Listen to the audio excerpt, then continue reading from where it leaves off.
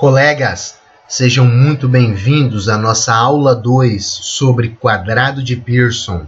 Nós iremos aplicar a generalização para o método que foi vista na aula 1 e para o caso básico, que é aquele em que se mistura dois ingredientes para atender a exigência de um nutriente e os ingredientes preenchem toda a mistura. Então, está aqui o exercício 1, que pede para misturar milho com 9% de proteína bruta, com farelo de soja com 45% de proteína bruta, para atender a exigência de 20% desse nutriente.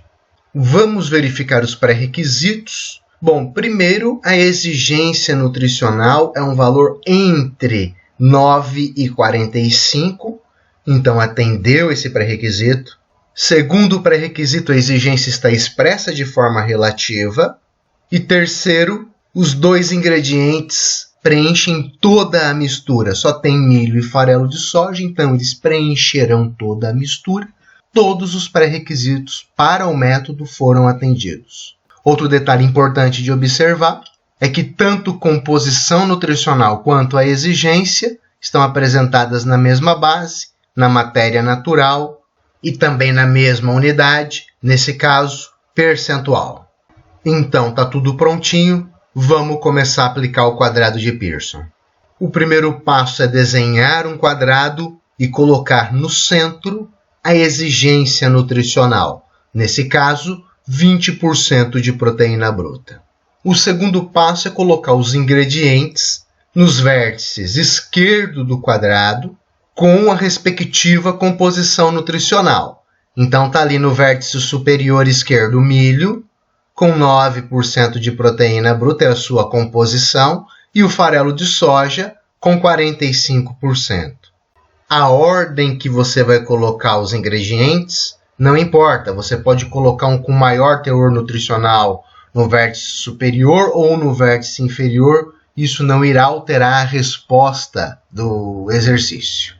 O terceiro passo é calcular o módulo da subtração da composição nutricional com a exigência nutricional na diagonal. Então, verifique. De baixo para cima fica o módulo de 20 menos 45, gerando 25 partes de milho. Essa já é a quantidade de milho dessa mistura. Como nós estamos utilizando o módulo da subtração, você pode fazer 20 menos 45 ou 45 menos 20, que o resultado será o mesmo. Nós seguimos calculando o módulo da diferença na diagonal, só que agora de cima para baixo. Então, módulo de 20 menos 9 resulta em 11 partes de farelo de soja. O quarto passo é calcular o total das partes. Então, 25 partes de milho mais 11 de farelo de soja, total 36 partes.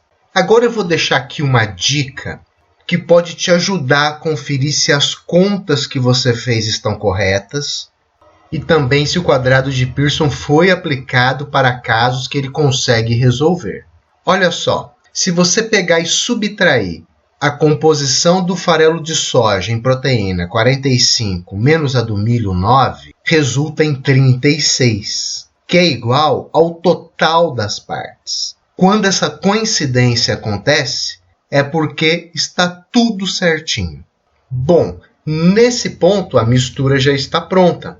Ela será composta por 25 partes de milho e 11 partes de farelo de soja, totalizando 36 partes.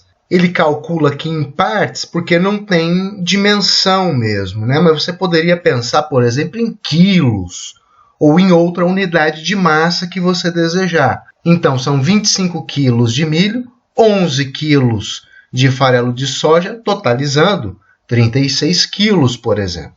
O detalhe é que nós não somos familiarizados a trabalhar em 36 quilos. Nós normalmente trabalhamos em percentagem. Então, vamos transformar essa fórmula para percentual. Na aula 1 de quadrado de Pearson, nessa mesma playlist, Eu já até apresentei uma generalização de como fazer isso, mas eu vou desenvolver o raciocínio, pois é muito simples. Veja para o milho, você tem 25 partes de milho em 36 partes totais. Em 100 partes totais, 69,44 partes de milho, ou seja, 69,44%. As mesmas contas devem ser feitas para o farelo de soja e se obtém 30,56%. Esse é o resultado da nossa mistura em percentual.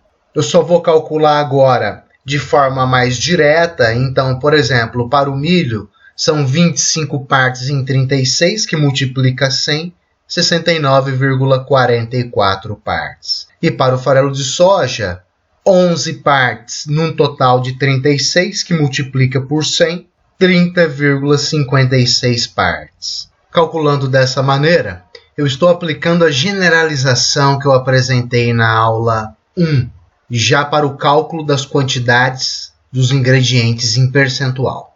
É sempre muito importante você conferir se a fórmula atende de fato à exigência nutricional pretendida. Então, olha o raciocínio para o milho. Se a fórmula tivesse somente milho, ou seja, 100% de milho, ela teria 9% de proteína bruta, que é a quantidade de proteína do milho. Só que a fórmula tem 69,44% de milho. Logo, a contribuição do milho é de 6,25%.